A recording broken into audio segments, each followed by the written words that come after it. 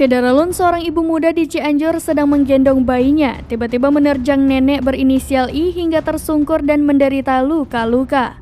Perseteruan dua insan berbeda usia itu terekam video amatir berdurasi 19 detik. Melansir tribunjakarta.com, diketahui lokasi pertikaian itu berlangsung di Kampung Gandasoli, Desa Cikidang Bayabang, Kecamatan Mande, Kabupaten Cianjur, Jawa Barat pada Rabu 28 Desember 2022. Dalam video yang beredar, Nenek I sedang duduk di depan rumah, tiba-tiba tubuhnya diterjang dan dijambak ibu muda hingga tersungkur.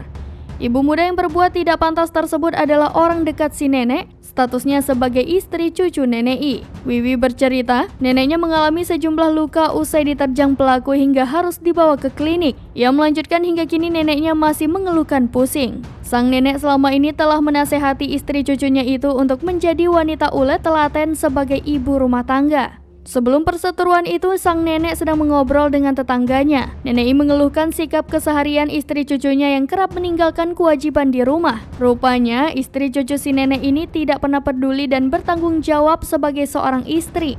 Ketika Nenek I tengah berbincang, istri cucunya yang sedang menggendong bayi datang dan mendengar obrolan itu. Spontan karena menjadi bahan gunjingan, pelaku emosi dan cekcok dengan si Nenek I.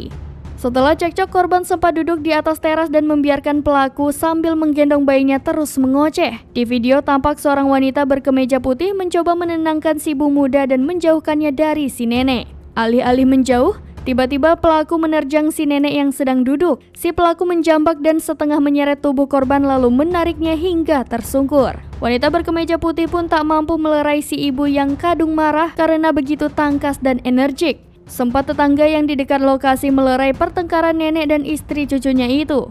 Wiwi menilai perbuatan pelaku terhadap neneknya itu sudah sangat keterlaluan. Pihak keluarga memilih jalan musyawarah dan tak melapor ke polisi, mengingat pelaku punya balita yang harus disusui.